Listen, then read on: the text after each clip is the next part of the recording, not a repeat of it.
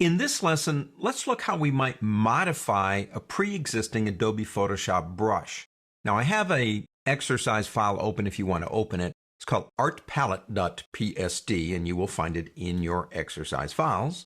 If I come over here with my brush selected and right-click my mouse, choose the upper left-hand corner brush at the very top of your brush's presets. Now that's just a small soft round brush. Change the size to about 50. That's not really all that important, but I'm going to make it 50. We have a 50 pixel wide soft brush, and we made some modification to it, I guess. We changed its size. Do this.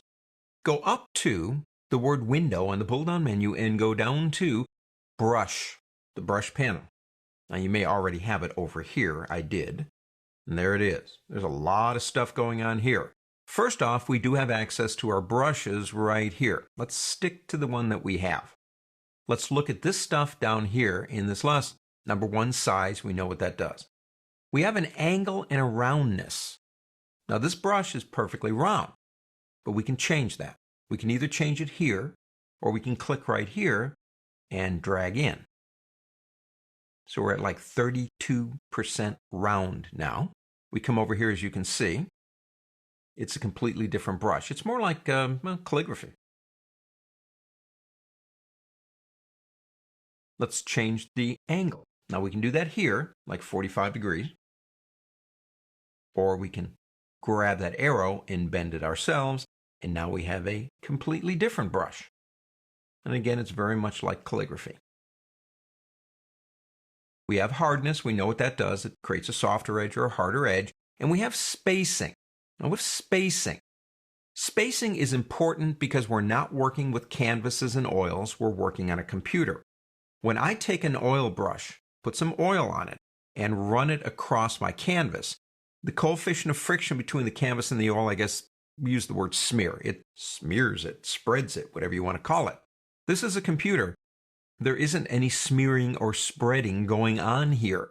What happens is the computer stamps it every 25%. So if we come over here, this is just stamping. But if I drag, it's actually repeating the shape every 25%. Now we can change that. If we change that, say, to 100, let me just do it this way, it'd be easier. 100%, and I come over here again and drag, you can see what's beginning to happen. Let's do this. Let's use my right bracket key, make that even bigger.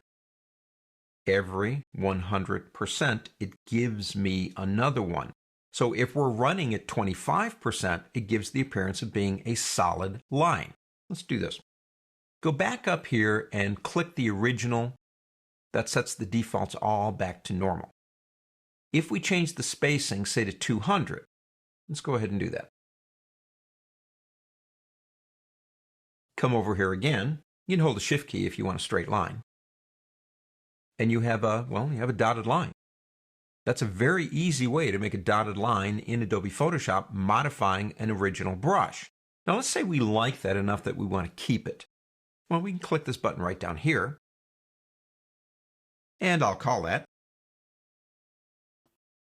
Andy's dotted line at 200%. And I click OK. And there you go. It's right there. We've just modified an existing brush that comes with Adobe Photoshop, but there are times when existing brushes are fine. They just need a little bit of a tweak in the right direction, if you will. In the next lesson, what we'll do is we'll talk about creating our very own brush and then using some of these tip shape options over here. On to the next.